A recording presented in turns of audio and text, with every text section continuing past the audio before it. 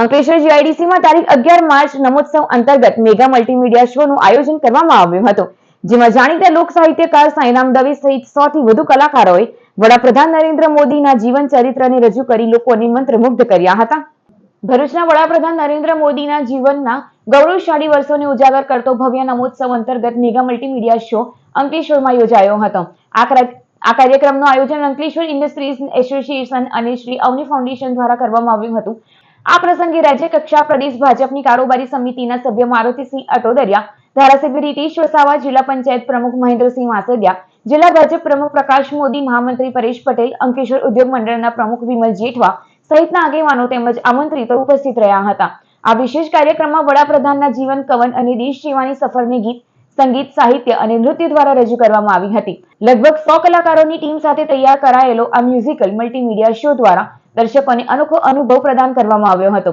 પ્રખ્યાત લોક સાહિત્યકાર અને હાસ્ય કલાકાર સાંઈરામ દવે સમગ્ર કાર્યક્રમની એક તાંતણે બાંધ્યો હતો. કાર્યક્રમ દરમિયાન ખાસ પ્રકારે તૈયાર કરાયેલા પ્રોપ્સ અને વિઝ્યુઅલ્સ દ્વારા વડાપ્રધાન મોદીના બાળપણથી લઈને વડાપ્રધાન બન્યા સુધીના જીવન પ્રસંગોને વિશિષ્ટ રીતે રજૂ કરવામાં આવ્યા હતા, જેને ઉપસ્થિતોએ માણ્યો હતો.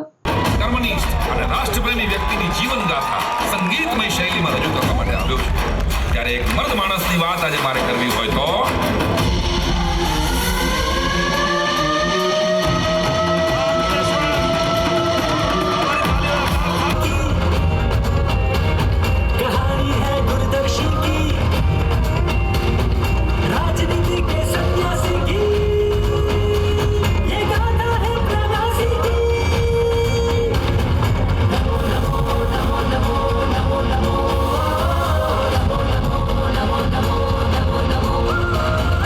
આજરોજ અંકલેશ્વર ખાતે ઘણો મોટો વર્ગ એવો છે કે જેઓએ સાંઈરામ ભારતના ગૌરવપૂર્ણ સાંસ્કૃતિક વારસા સાંભળ્યા છે અને નવી ઉંમરના ભવ્ય ઉજવણી કાર્યક્રમમાં એટલે કે નમોત્સવ એ અંકલેશ્વર ઇન્ડસ્ટ્રીયલ એસોસિએશન તેમજ શ્રી અવની ફાઉન્ડેશન આયોજિત આજે કાર્યક્રમ રાખવામાં આવ્યો છે, જે આપણા દેશના યશસ્વી વડાપ્રધાન આદરણીય શ્રી નરેન્દ્રભાઈ મોદી સાહેબના બાળપણથી લઈને દેશના વડાપ્રધાન સુધીની યાત્રાનું આજે અહીંયા કલાકાર શ્રી સાંઈરામ દવેજી આપણને મલ્ટીમીડિયાથી આજે અહીંયા કાર્યક્રમ કરીએ ત્યારે આ કાર્યક્રમની અંદર ભવ્ય સંખ્યાની અંદર આજે અહીંયા લોકો ઉપસ્થિત થયા છે અને આ કાર્યક્રમને માણવાના છે.